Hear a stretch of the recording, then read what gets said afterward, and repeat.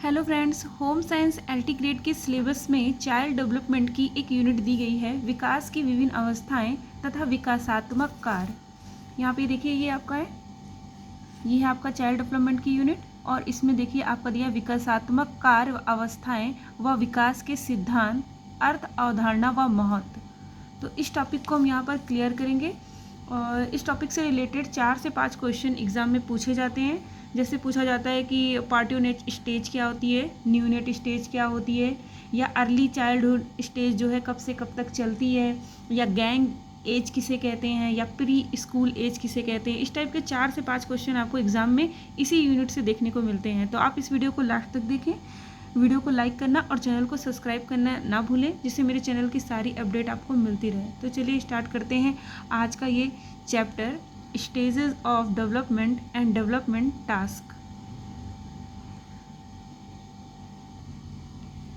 पहले हम development stages को समझ लेंगे, उसके बाद हम इस टॉपिक को कि अर्ली चाइल्डहुड स्टेज है, लेट चाइल्डहुड स्टेज है, इसको को रिलेटेड करके कैसे ईजिली लर्न करें, इसको पढ़ेंगे। तो पहले हम ये समझ लेते हैं कि आखिर होता क्या है। जैसे प्री गैंग एज क्या होती है, प्रॉब्लम एज क्या होती है, गैंग क्या होता है, क्रेन एज क्या होता है, या पीरियड ऑफ एडजस्टमेंट से क्या तात्पर्य है। तो पहले हम इसके बारे में पढ़ लेते हैं, उसके बाद हम आपको इसको बताएंगे कि कैसे इसको ईजिली लर्न करेंगे। क्योंकि एग्ज़ाम में आता है कि प्री स्कूल एज किसे कहते हैं या प्री गैंग स्टेज किसे कहते हैं, तो बड़ी कन्फ्यूज़न हो जाती है कि किस एज में कौन से सिम्टम्स हमें दिखाई देते हैं। तो पहले इस सारी स्टेजेस को समझ लेते हैं, फिर हम इसे याद करने की आपको मेथड बताएंगे। चलिए स्टार्ट करते हैं। विकास की विभिन्न अवस्थाएं तथा विकासात्मक कार्य। यहाँ पर हम समझते हैं, हैविंग हर्स्ट के अनुसार विकासात्मक कार्य वे कार्य हैं जो किसी प्राणी के जीवन की निश्चित आयु पर ही प्रकट होते हैं। इन क्रियाओं की सफलतापूर्वक प्राप्ति से प्रसन्नता होती है तथा विकास की अगली अवस्था के कार्यों को सीखने में सफलता मिलती है। यहाँ पे इसका ये तात्पर्य है कि जो किसी प्राणी के जीवन की निश्चित आयु पर ही प्रकट होते हैं। इसका मतलब ये है कि जब बालक का विकास होता है तो वो एक निश्चित स्टेज पर हर जो है विकास होता है। जैसे कि कोई 6 महीने का बालक है तो वो 6 महीने का बालक चलने फिरने नहीं लगेगा, और एक क्रम से होता है कि जैसे पहले बालक क्या करेगा, बैठना सीखेगा, फिर खड़ा होना सीखेगा, फिर वो चलना सीखेगा। तो एक निश्चित क्रम से होता है और निश्चित आयु पर, कि 6 महीने का बालक है तो वो चलने नहीं लगेगा, साल भर का बालक हुआ या उसके थोड़े पहले 1-2 महीने पहले वो चलना सीखेगा, तो उसके समथिंग एक कोई एज होती है, उसी समय वो लक्षण प्रकट होगा। उसके ना बहुत पहले प्रकट होगा, ना ही बहुत ज़्यादा बाद में होगा।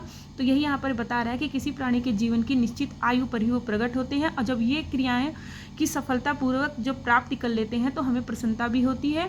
और ये विकास की अगली अवस्था में, जैसे कि अब बैठना सीख गया है तो अब धीरे धीरे वो खड़ा होना सीखेगा, फिर वो चलना सीखेगा। तो ये अगली अवस्था के कार्यों में भी सफलतापूर्वक जो है सीखता है। जैसे एक कार्य जो सीख लेगा तो वो नेक्स्ट स्टेज पर भी वो अच्छे से उस कार्य को सीख लेगा। विकासात्मक कार्यों की उत्पत्ति, शारीरिक परिपक्वता। विकासात्मक कार्यों की उत्पत्ति प्रमुख रूप से शारीरिक परिपक्वता के कारण ही होती है। जैसे जैसे प्राणी अपने विकास क्रम में शारीरिक परिपक्वता प्राप्त करता जाता है, वैसे वैसे उसकी विभिन्न विकास अवस्थाओं में अलग अलग प्रकार के व्यवहारों तथा क्रियाओं की उत्पत्ति होती है। जैसे बैठना, फिर खड़ा होना, फिर चलना, फिर दौड़ना, भागना इत्यादि। नेक्स्ट है प्राणी की आवश्यकताएं। कुछ विकासात्मक कार्य व्यक्ति की विभिन्न आवश्यकताओं, जैसे जैव की आवश्यकता, सामाजिक आवश्यकता, सांस्कृतिक के फलस्वरूप उत्पन्न होते हैं। जैसे नवजात शिशु भूख लगने पर रोता है, या उसकी जैव की आवश्यकता है। ये एग्जाम में पूछता है कि जैविक आवश्यकता के अंतर्गत क्या आएगा, तो जब वो भूख लगता है तो वो रोता है, ये उसकी जैव की आवश्यकता है। इसी प्रकार पढ़ना, लिखना, सीखना, अच्छी आदतों का विकास करना आदि ये सामाजिक आवश्यकता है। तो ये सामाजिक आवश्यकता के अंतर्गत ये सारे चीज़ें आएंगी और वो जैविक आवश्यकता के अंतर्गत आएंगी। थर्ड है प्राणी के मूल व आकांक्षाएं। प्राणी में कुछ विकासात्मक कार्य उसके जीवन मूल्यों तथा लक्ष्यों के द्वारा भी उत्पन्न होते हैं। जैसे नैतिक व सामाजिक मूल्यों के कारण किशोरावस्था में बालक और बालिकाएं एक दूसरे के साथ स्वतंत्रतापूर्वक व्यवहार नहीं करते हैं। इस आयु में वो लिंग भिन्नता के अनुरूप मर्यादित व्यवहार करना सीखते हैं। विकासात्मक कार्यों के महत्व को निम्न प्रकार से जाना जा सकता है। जैसे ये विकास के अध्ययन में सहायता करते हैं। किसी भी अवस्था के विकासात्मक कार्यों के द्वारा उस आयु के विकास क्रम के निश्चित दिशा निर्देश प्राप्त होते हैं, जिससे माता पिता, शिक्षक तथा समाज सुधारकों को बालक के शिक्षण में सहायता मिलती है। तो ये जो विकासात्मक कार्य होते हैं वो बालक के विकास के अध्ययन में सहायक होते हैं। दूसरा, आगामी विकास में भी ये सहायक होते हैं। एक अवस्था के विकासात्मक कार्य दूसरी अवस्था के विकासात्मक कार्यों में सहायक होते हैं। यदि वर्तमान अवस्था के विकासात्मक कार्य आयु के अनुसार नहीं होते हैं तो आगामी अवस्था के विकासात्मक कार्यों में भी विलंब होता है। माता पिता के निर्देशन में भी सहायक होते हैं। प्रत्येक अवस्था के विकासात्मक कार्यों के द्वारा माता पिता यह जान सकते हैं कि किस आयु विशेष में बालक कौन सी क्रियाएं करेगा और उन क्रियाओं की सफलता के लिए क्या आवश्यक है। ये जानकारी प्राप्त कर माता पिता बालकों के विकासात्मक कार्यों में सफलता के लिए उन्हें वे सभी साधन व सुविधाएं प्रदान करते हैं जो विकासात्मक कार्यों में उन्हें सफल बनाए। विकासात्मक कार्य समायोजन में भी सहायता करता है। जैसे विकास क्रम में प्रत्येक प्राणी को नई परिस्थितियों के साथ समायोजन करना पड़ता है। जो व्यक्ति प्रत्येक नई परिस्थितियों में स्वयं को आसानी से समायोजित कर लेता है, उनका विकास सुचारू रूप से चलता रहता है। प्रत्येक समान प्राणी का विकास क्रम से कई अवस्थाओं में होता है। इन अवस्थाओं को विकास की अवस्थाएं कहा जाता है, स्टेजेस ऑफ डेवलपमेंट कहा जाता है। अध्ययन की दृष्टि से इन्हें निम्नलिखित अवस्थाओं में बांटा गया है। तो एग्जाम में आपसे पूछता है कि सहसा अवस्था कितने दिन तक मानी जाती है, इन्फेंसी। तो ये जन्म से 15 दिन तक की जो अवस्था होती है वो इन्फेंसी स्टेज माना जाता है। बेबीहुड कब तक चलती है? बेबीहुड आपकी दूसरे सप्ताह से लेके 2 वर्ष तक की चलती है। अर्ली चाइल्डहुड ये आपकी 2 से 6 वर्ष तक चलती है। उत्तर बाल्यावस्था या लेट चाइल्डहुड ये 6 से 12 वर्ष तक की होती है। एडोलसेंस या किशोरावस्था 13 से 21 वर्ष तक की होती है। प्रौढ़ावस्था ये आपकी एडल्टहुड ये 21 से 40 वर्ष तक की होती है। मध्यावस्था मिडिल स्टेज ये 41 से 40 वर्ष तक 41 से 60 वर्ष तक की होती है। वृद्धावस्था या ओल्ड स्टेज ये 60 वर्ष के बाद तक स्टेज ये वृद्धावस्था कहलाती है। अब आता है इन्फेंसी स्टेज, ये जन्म से 2 सप्ताह तक चलती है। ठीक है। हरलॉक के अनुसार सहसा अवस्था, ये डेफिनेशन बहुत बार पूछी जाती है, सहसा अवस्था जन्म से 2 सप्ताह तक चलती है और उसके बाद बचपना अवस्था प्रारंभ हो जाती है जो 2 वर्ष तक चलती है। ये कथन किसका है? ये हरलॉक का है। कुप्पू स्वामी का नहीं पूछा जाता। क्रो ऑन क्रो के अनुसार सहसा अवस्था औसतन जन्म से 6 वर्ष तक चलती है, जिसमें बालक की इंद्रियां काम करने लगती हैं, जिससे बालक चलना, बोलना और रेंगना सीखता है। ये मोस्ट इम्पॉर्टेंट है, हर एग्जाम में आता है। पार्ट्यूनेट स्टेज क्या होती है, न्यूनेट स्टेज क्या होती है। जन्म से 30 मिनट तक की जो स्टेज होती है वो पार्ट्यूनेट कहलाती है और जन्म से 30 दिन तक की जो स्टेज होती है वो न्यूनेट कहलाती है। तो इसमें एग्जाम में बहुत कन्फ्यूज़न होता है कि कौन सी स्टेज जो है वो पहले आती है। तो आप इसे ऐसे याद करेंगे कि पा का पार्ट यूनिट में पा आ रहा है, पा का मतलब ही पहले, पा से होता है पहले, तो पार्ट यूनिट पहले आएगी और यूनिट बाद में आएगी। तो आप सिर्फ इसे याद रखिए, पार्ट यूनिट, पा से है पार्ट यूनिट, पा से पहले। तो एग्जाम में हमेशा याद रखिएगा पार्ट यूनिट पहले आती है। तो ये हमेशा पूछता है इसमें से कौन सी स्टेज है जो पहले आती है, तो होगा जन्म से 30 मिनट की होती है और इसका समय सिर्फ 30 मिनट का होता है और ये 30 दिन का होता है। तो जो पहले आएगी वो मिनट में होगी और जो बाद में आएगी वो दिन में होगी। ठीक है, तो ये आप याद कर लीजिएगा।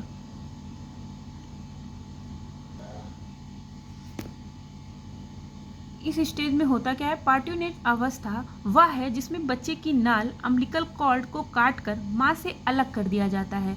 अब शिशु स्वतंत्र जीव होता है। यह अवस्था जन्म के बाद 15 से 30 मिनट तक की होती है। इसे ही हम लोग पार्ट्यूनेट स्टेज कहते हैं। न्यूनेट अवस्था क्या होती है, पार्ट्यूनेट अवस्था के बाद प्रारंभ होती है, इसी के जस्ट बाद आती है। न्यूनेट से तात्पर्य है नवजात शिशु। हरलॉक ने इस अवस्था को जन्म से 2 सप्ताह तक माना है, जबकि अन्य वैज्ञानिकों ने इसे जन्म से 3 से 5 वर्ष तक माना है। एग्जाम में जो आपका आता है वो हरलॉक के अकॉर्डिंग ही हम लोग आंसर देते हैं एग्जाम में। सहसा अवस्था शिशु के समायोजन की अवस्था है, द पीरियड ऑफ एडजस्टमेंट कहलाती है। तो एग्जाम में पूछा जाता है द पीरियड ऑफ एडजस्टमेंट कौन सी स्टेज कहलाती है, तो इसका आंसर है इन्फेंसी स्टेज आपकी कहलाती है। सहसा अवस्था की विशेषता, सहसावस्था में बच्चा जो होता है वह अपरिपक्व या इमेच्योर होता है। डिपेंडेंसी, वो दूसरों पर आश्रित होता है।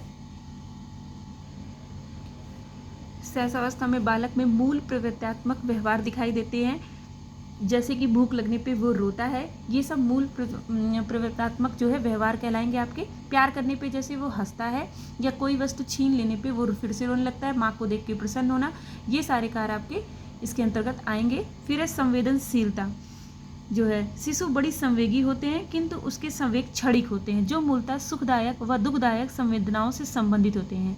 यदि उसके संवेगों की तुष्टि नहीं होती है तो वह रोने लगता है, और तुष्टि होने पर वह प्रसन्नता का अनुभव करता है। इनमें व्यक्तिगत विभिन्नताएं भी देखी जाती हैं। सभी शिशुओं की जो शारीरिक बनावट होती है, रंग, रूप व व्यवहार एक दूसरे से भिन्न होता है। पराधीनता की अवस्था, पीरियड ऑफ डिपेंडेंसी। सहसावस्था पराधीनता की अवस्था है। इस समय नवजात शिशु अपनी किसी भी आवश्यकता को स्वयं पूरा नहीं कर पाता है। पीरियड ऑफ एडजस्टमेंट की है। सहसावस्था समायोजन की अवस्था कहलाती है। इस समय शिशु गर्भाशय के आंतरिक वातावरण, जहाँ पे तापमान, भोजन आदि की उपयुक्त दशाएं होती हैं, से निकलकर बाहर नए संसार में आता है, जहाँ उसे वातावरण की अनेक उत्तेजनाओं व प्रतिक्रियाओं का सामना करना पड़ता है। यदि इस समय शिशु को उचित देखभाल नहीं की जाती है तो उसकी मृत्यु भी हो सकती है। बेबीहुड, ये दूसरे सप्ताह से 2 वर्ष तक की स्टेज होती है बेबीहुड। इसमें वो अजीबो गरीब अवस्था ये कहलाती है, या क्रिटिकल स्टेज कहलाती है। इसके अंतर्गत बचपना अवस्था विकास की बड़ी अजीबो गरीब अवस्था है, क्योंकि इस समय बालक स्वयं अपने प्रति तथा दूसरे के प्रति व्यवहार के विभिन्न प्रतिमान, अभिवृत्तियों और संवेगों का निर्धारण करता है। अतः बालक के सही विकास के लिए उसका उचित मार्गदर्शन जो है आवश्यक होता है। इसे डेंजरस स्टेज भी कहते हैं, तो एग्जाम में पूछा जाता है। बेबीहुड को ही डेंजरस स्टेज कहते हैं। विकास की यह अवस्था खतरे से भरी होती है, क्योंकि बाल मृत्यु का प्रतिशत इस अवस्था में अधिक देखा गया है। अतः इस अवस्था में बालकों की विशेष देखभाल की आवश्यकता होती है। बचपना अवस्था के प्रारंभिक वर्ष में बाल मृत्यु की दर उच्च रहती है, इसलिए इसे डेंजरस स्टेज कहते हैं। इसे आत्मनिर्भरता की स्टेज कहते हैं, या पीरियड ऑफ इंडिपेंडेंसी भी कहते हैं। बचपना अवस्था में मांसपेशियों का विकास होने के कारण बालक की निर्भरता में थोड़ी कमी आ जाती है। इस समय वह अपनी कुछ क्रियाओं को स्वयं आसानी से कर सकता है। अतः यह अवस्था बालक की प्रयास के द्वारा सीखने की अवस्था कहलाती है। प्रयास के द्वारा सीखने की अवस्था आपकी कौन सी है? बेबीहुड है। एग्जाम में कई बार पूछा गया है कि जन्म के समय शिशु की लंबाई कितनी होती है, तो 18 इंच तक होती है, और भार कितना होता है? 6 से 7 पाउंड होता है। जन्म के प्रथम 2 सप्ताह में नवीन वातावरण से भली प्रकार समायोजन न कर पाने के कारण इसमें कमी आ जाती है। उत्तरोत्तर वृद्धि और विकास की यह अवस्था कहलाती है आपकी बेबीहुड। उत्तम पोषण तथा उचित पालन पोषण से धीरे धीरे लंबाई है, भार है, शारीरिक क्षमता में वृद्धि होती जाती है बेबीहुड स्टेज में। इसे टेंडेंसी ऑफ रिपीटिशन या पुनरावृत्ति की प्रवृत्ति भी कहते हैं। बचपना अवस्था में बालकों में दोहराने की प्रवृत्ति पाई जाती है। वे स्वयं भी विभिन्न क्रियाओं और शब्दों की पुनरावृत्ति करते हैं तथा अपने संरक्षकों से भी उन क्रियाओं की पुनरावृत्ति चाहते हैं, जैसे कि वे बार बार दोहराकर प्रसन्नता का अनुभव करते हैं। सेल्फ सेंटर्ड या आत्म केंद्रित व स्वप्रेमी, इस आयु में बालक स्वप्रेमी व आत्म केंद्रित होते हैं। वह अकेले ही खेलना पसंद करते हैं। नैतिकता का अभाव, इस आयु में बेबीहुड स्टेज में शिशु को उचित अनुचित, सही या गलत, अच्छे बुरे का कोई ज्ञान नहीं होता है। इनमें अनुकरण की प्रवृत्ति देखने को मिलती है। इस आयु में बालकों में अनुकरण की तीव्र प्रवृत्ति पाई जाती है, अतः अनुकरण के द्वारा वह विभिन्न क्रियाओं को जल्दी सीखते हैं। मानसिक प्रक्रियाओं के विकास में तीव्रता होती है। सामाजिक भावना का उदय होता है। तो ये सब इतने नहीं पूछे जाते हैं। जैसे लैक ऑफ जो है मोरालिटी किसे कहते हैं, नैतिकता का अभाव किस स्टेज में देखा जाता है, तो ये आपका बेबीहुड में देखा जाता है। ये एग्जाम में पूछा जाता है। या सेल्फ सेंटर्ड स्टेज कौन सी कहलाती है, इस तरह के क्वेश्चन आपके एग्जाम में बनते हैं। Early childhood stage, next stage आपकी आएगी अर्ली चाइल्डहुड स्टेज। ये 2 से 6 वर्ष तक की चलती है, और इसकी विशेषताएं क्या है? इसे पूर्व शालेय अवस्था कहते हैं या प्री स्कूल एज कहते हैं। पूर्व बाल्यावस्था स्कूल पूर्व की अवस्था कहलाती है। फिर है आपका पूर्व बाल्यावस्था समूह पूर्व की अवस्था भी कहलाती है। मनोवैज्ञानिकों के अनुसार पूर्व बाल्यावस्था समूह पूर्व की अवस्था है। इस अवस्था में बालक सामाजिक व्यवहारों की शुरुआत इसमें देखी जाती है। पूर्व बाल्यावस्था जिज्ञासा वृत्ति की अवस्था है या क्यूरियोसिटी इसमें ज़्यादा देखने को मिलती है। पूर्व बाल्यावस्था में बालकों में जिज्ञासा की प्रवृत्ति अपनी चरम सीमा पर पाई जाती है, क्योंकि जब बालक बाह्य वातावरण के संपर्क में आता है तो समायोजन से पूर्व वह अपने वातावरण के संबंध में पूर्ण जानकारी प्राप्त करना चाहता है कि उसका वातावरण क्या है तथा वह किस प्रकार उस वातावरण का अंग बन सकता है। पूर्व बाल्यावस्था समस्या की भी अवस्था होती है। बालक का शारीरिक विकास तीव्र गति से होने के कारण उसकी क्रियाशीलता में वृद्धि हो जाती है, जिससे वह इस अवस्था में स्वतंत्रता पूर्वक विभिन्न क्रियाकलाप को करना चाहता है और अपनी क्रियाओं में किसी का हस्तक्षेप पसंद नहीं करता है, जिससे वह अनेक दुर्घटनाओं का शिकार हो जाता है। पूर्व बाल्यावस्था स्थिरता और शांति की स्टेज भी कहलाती है, स्टेबिलिटी एंड पीस। यद्यपि यह अवस्था समस्या की अवस्था है और इस अवस्था में बालक नकारात्मक व्यवहारों का प्रदर्शन करता है, लेकिन यह प्रदर्शन तभी होता है जब उसके क्रियाकलापों में जो है रुकावट उत्पन्न की जाती है। नकारात्मक व्यवहारों के फलस्वरूप भी यह अवस्था स्थिरता और शांति की मानी जाती है, क्योंकि इस अवस्था में बालक पूर्व शालाओं में समूह के मित्रों के बीच रहता है। उत्तर बाल्यावस्था नेक्स्ट स्टेज है लेट चाइल्डहुड। ये 6 से 12 वर्ष तक की होती है। 6 से 12 वर्ष की अवस्था उत्तर बाल्यावस्था कहलाती है। विकास की दृष्टि से इस अवस्था का बड़ा महत्व है। हरलॉक के अनुसार उत्तर बाल्यावस्था 6 वर्ष की आयु से प्यूबर्टी एज या वयस्संधि अवस्था के आरंभ होने तक 11 से 12 वर्ष के बीच होती है। तो यहाँ पर ये भी क्वेश्चन बहुत पूछा जाता है कि प्यूबर्टी स्टेज या वयस्संधि अवस्था कब से प्रारंभ होती है, तो ये आपकी 11 से 12 वर्ष के बीच आरंभ होती है। इसकी विशेषता है कि इसे एलिमेंट्री स्कूल एज कहते हैं।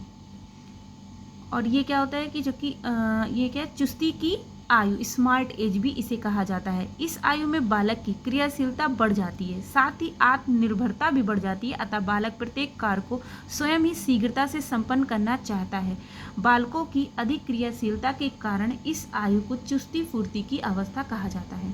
डर्टी एज, इस आयु में बालक स्वयं के प्रति अत्यधिक लापरवाह हो जाता है, इसलिए उसका शारीरिक सौंदर्य कम हो जाता है। ऐसा इस कारण से होता है क्योंकि इस आयु में समूह भावना प्रबल होती है, वह अधिकांश समय समूह के साथ रहना चाहता है। नेक्स्ट है गैंग एज। इस आयु में सामूहिकता की भावना प्रबल हो जाती है, वह अधिक से अधिक समय समूह के बीच रहना चाहता है, इसी कारण उसका अधिकांश समय घर के बाहर बीतता है। गैंग एज कहलाती है। क्रेन एज या सारस अवस्था, इस आयु में बालक के हाथ पैरों का विकास शरीर की तुलना में शीघ्रता से होता है, जिसमें टांगे जो है लंबी प्रतीत होती हैं, अतः इस आयु को सारस की अवस्था भी कहा जाता है। क्षीण बुद्धि आयु या मोरन स्टेज, हेलिंगबर्थ ने इस आयु को क्षीण बुद्धि आयु की संज्ञा दी है। उनके अनुसार इस आयु के बालक में विवेकशीलता और दूरदर्शिता का अभाव होता है, इसलिए शीघ्रता से ये भावावेश में आ जाते हैं। लेट चाइल्डहुड स्टेज को स्यूडो मैच्योरिटी भी कहा जाता है या मिथ्या परिपक्वता की अवस्था भी इसे कहा जाता है। इसका अर्थ होता है कि प्रमाणित न कर पाना, स्यूडो मैच्योरिटी, क्योंकि बालक के शारीरिक और मानसिक परिवर्तनों को देखते हुए भी उसके प्रौढ़ होने का जो संदेह होता है, जो डाउट होता है, इसी कारण इसे मिथ्या परिपक्वता की अवस्था कहा जाता है। आत्मनिर्भरता की ये आयु होती है। जिज्ञासा की ये आयु होती है। सुप्त काम प्रवृत्ति की आयु, इस आयु में यद्यपि शारीरिक विकास के फलस्वरूप जैनेंद्रियों का विकास होता है, फिर भी काम प्रवृत्ति सुप्त अवस्था में रहती है। बालक केवल समलिंगी के प्रति ही आकर्षित होता है, विषम लिंगी के प्रति नहीं होता है। ये एग्जाम में पूछा जाता है कि कौन सी स्टेज है जो सुप्त काम प्रवृत्ति की आयु कहलाता है, तो ज़्यादातर लोग एडोलसेंस लगा के चले आते हैं। तो यहाँ पर आपका एडोलसेंस ना होकर लेट चाइल्डहुड स्टेज होगा, क्योंकि इसमें वे अपने ही लिंग के प्रति आकर्षित होते हैं, विषम लिंग के प्रति नहीं होते हैं। संचय की प्रवृत्ति भी इसमें देखी जाती है, नैतिक विकास भी होता है। इतनी सारी स्टेजेस में कौन कौन सी विशेषताएं होती हैं, इन्हें याद करना बहुत ही ज़्यादा टफ हो जाता है, इसलिए इसको इस तरह से लिख लिया गया है कि जिससे कि आपको ये ईजिली याद हो सके। जैसे कि है कि जन्म से जो है 2 सप्ताह तक की जो आयु होती है वो सहसावस्था या इन्फेंसी स्टेज कहलाती है। अब इस स्टेज को और क्या क्या कहते हैं, उसे कैसे याद करेंगे कि जैसे अपरिपक्व, तो सभी जानते हैं कि सहसावस्था में जो बच्चा होता है वो इमेच्योर होता है, बहुत ही नाजुक और बहुत ही ज़्यादा कोमल होता है। तो ये अपरिपक्वता किस में पाई जाती है, तो सहसावस्था में ही वो एकदम अपरिपक्व या इमेच्योर होगा, जो कि वो छोटा बच्चा होता है। जब वो इन परिपक्व होगा या अपरिपक्व होगा तो क्या होगा, वो दूसरे पे डिपेंड होगा। बच्चा छोटा है तो वो अपने आप तो कोई काम कर नहीं पाएगा, तो डिपेंडेंसी की जो स्टेज है, पीरियड ऑफ डिपेंडेंसी या पराधीनता की जो स्टेज है या पराश्रितता का मतलब, ये दोनों ही मतलब आपका डिपेंडेंसी से ही हो जाएगा। तो ये सहसावस्था में ही बच्चा जो होता है दूसरे पे डिपेंड होता है, इमेच्योर होता है, दूसरे पे डिपेंड होता है। जब वो दूसरे पे डिपेंड होगा तो उसे एडजस्टमेंट करना ही पड़ेगा, तो वो पीरियड ऑफ एडजस्टमेंट, तो वो समायोजन की अवस्था भी कहलाती है, क्योंकि उस समय बच्चा अपने आप को वातावरण में समायोजित करने का हर संभव प्रयास करता है कि वो वातावरण में कैसे एडजस्टमेंट करे या कैसे समायोजन करे। इमेच्योर हुआ, दूसरे पे डिपेंड हुआ तो अब वो एडजस्टमेंट करना चाहेगा कि कभी ना कभी तो वो इंडिपेंडेंस बन सके, कब तक वो डिपेंडेंट रहेगा। फिर है मूल प्रवृत्त्यात्मक व्यवहार या इंस्टिंक्टिव बिहेवियर किस में दिखाई देता है, तो जब बच्चा जैसे भूख लगती है तो रोना या कोई चीज़ मिल जाने पे खुश हो जाना, ये सारे सिम्टम्स तो छोटे बच्चे में ही दिखाई देते हैं, ठीक है। या उनसे कोई वस्तु छीन ली गई तो ज़्यादा तेज से रोना, तो ये सब मूल जो है व्यवहार जो है, मूल प्रवृत्त्यात्मक जो व्यवहार होते हैं वे आपके इन्फेंसी स्टेज में ही दिखाई देंगे। फिर आता है इमोशनल बच्चे बहुत होते हैं, माँ के प्रति उनका लगाव बहुत ज़्यादा होता है, या जो उन्हें ज़्यादा प्यार करते हैं उनसे ज़्यादा अटैच होते हैं, तो ये छोटे बच्चे के अंदर ही ये सारी क्वालिटी दिखाई देती है। तो जब एग्ज़ाम में आपसे इमेच्योर, डिपेंडेंसी, दूसरे पे डिपेंड है, इमेच्योर है, एडजस्टमेंट कर रहा है, छोटा बच्चा ही एडजस्टमेंट करेगा, मूल प्रवृत्त्यात्मक जो व्यवहार हैं वो छोटे बच्चे में ही दिखाई देंगे, और इमोशनली भी छोटे बच्चों में होते हैं। तो ये आपको ईजिली अब याद हो गया होगा। एक बार आप अपने मन से एक बार इसको बोल के देखिएगा कि बच्चा इमेच्योर है, तो आपको ये याद हो जाएगा। फिर आता है बेबीहुड स्टेज, ये कब तक चलती है, ये दूसरे सप्ताह से 2 वर्ष तक की चलती है। सेकंड आता है बचपना अवस्था या बेबीहुड, ये दूसरे सप्ताह से 2 वर्ष तक की चलती है।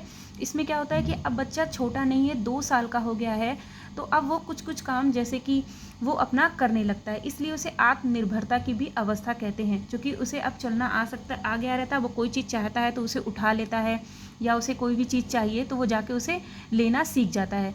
तो जब वो बच्चा 2 साल का होता है, उसे चलना आ जाता है, तो वो कोई ना कोई डेंजरस काम कर लेता है। जैसे कि आपने चाय रखी है तो उसे नहीं पता है कि ये गर्म है, तो उसे टच कर लिया, तो ये खतरनाक स्टेज होती है, क्योंकि इसमें बच्चे को बहुत ज़्यादा वॉच करना पड़ता है कि बच्चा कोई ऐसी हरकत ना कर ले जो उसकी जो है कष्ट उसको पहुंचाए, ठीक है। तो खतरनाक स्टेज इसीलिए कहा गया। अब ये इन्फेंसी में नहीं हो सकते ये सिम्टम, डेंजरस स्टेज, क्योंकि वो बच्चा जो है उसमें बहुत ही ज़्यादा छोटा है, वो चल वल नहीं पा रहा है। लेकिन जो आपकी बेबीहुड स्टेज हुई उसमें बच्चा चल सकता है, तो वो कुछ भी खतरनाक काम कर सकता है, या सीढ़ियों से वो खुद से उतरने लगे, चढ़ना तो वो सीख जाते हैं लेकिन उतरना तेज़ से उतरने लगे, जैसे देख रहे हैं लोगों को, तो इस तरह का वो डेंजरस कोई ना कोई काम कर सकता है। फिर क्रिटिकल स्टेज में क्या है, क्रिटिकल इसकी अजीबो गरीब अवस्था होती है, मतलब 2 साल के बच्चे को ये नहीं पता होता है कि आपका कौन सा पेपर है वो इम्पॉर्टेंट है, या आपका कोई सामान है इम्पॉर्टेंट है, तो वो सिर्फ बाहर फेंक सकता है, या आपकी कोई भी चीज़ जो है डिस्ट्रॉय कर सकता है, या एक्सपेंसिव चीज़ है उसको पानी में डाल दिया, कोई भी चीज़ जैसे इंपॉर्टेंट, आपका मोबाइल ले गया बाल्टी में डाल दिया उसे,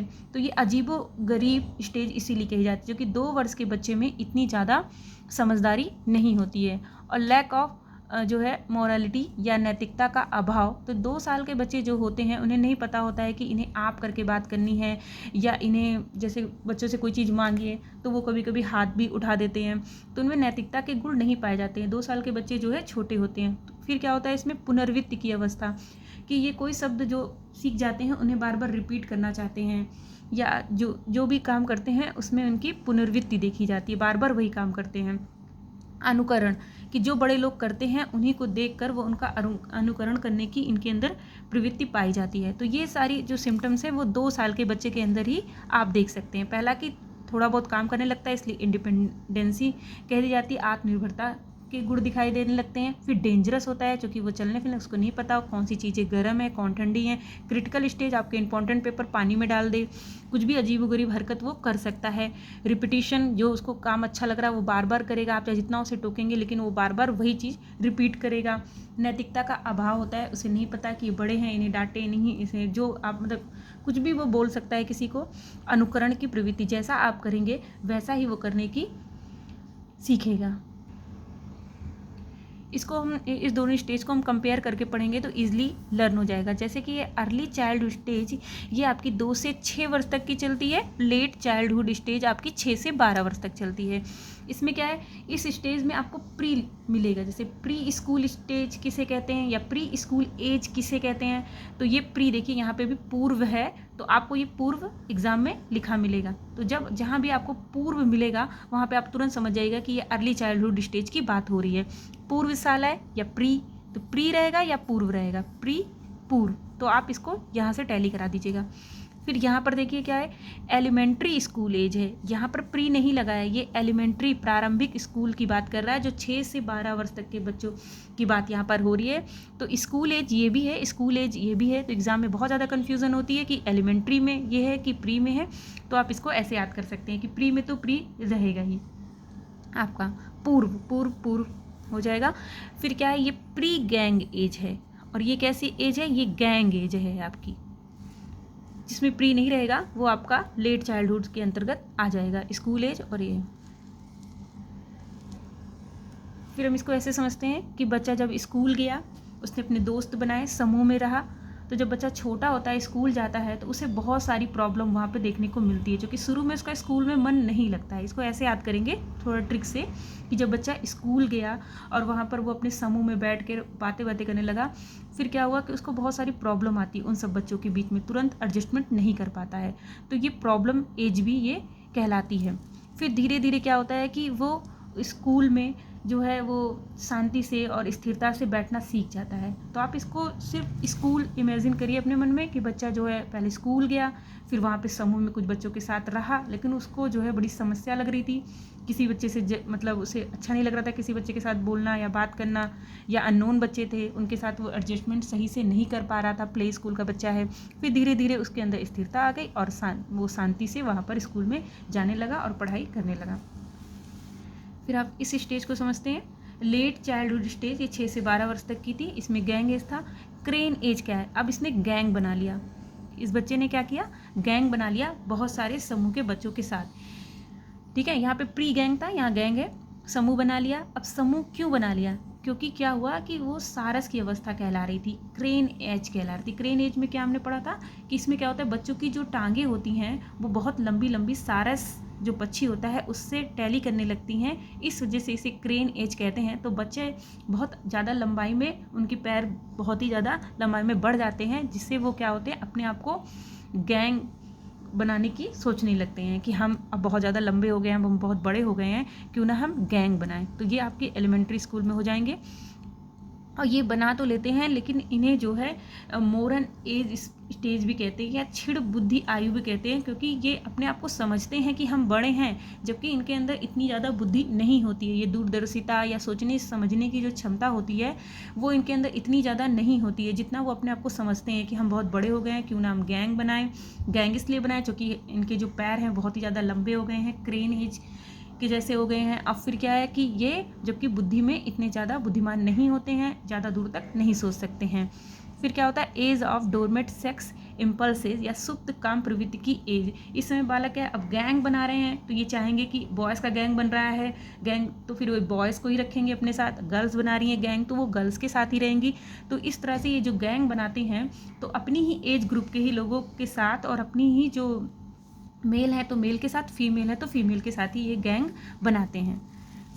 फिर आप जब गैंग बनाने का काम करने लगेंगे, अपनी एज के सारे बच्चों का एक गैंग बना लेंगे, तो ये डर्टी एज कहलाएंगे ना, क्योंकि ये सब गैंग वैंग बनाने का काम अच्छा नहीं समझा जाता ना, तो डर्टी एज भी यही कहलाती है, क्योंकि ये अपने आप को क्या, पैर लंबे होने के कारण ये गैंग बनाते हैं, फिर ये इनकी ये डर्टी एज इसीलिए कहलाती है। स्टेज ऑफ स्यूडो मैच्योरिटी, मिथ्या परिपक्वता की अवस्था, मतलब ये झूठ मूठ सोचते हैं कि हम जो है प्रौढ़ के जैसे हो गए हैं, किशोरावस्था जैसा अपने आप को समझते हैं 6 से 12 वर्ष तक की अवस्था के बच्चे, जबकि ये इतने ज़्यादा मैच्योर नहीं होते हैं।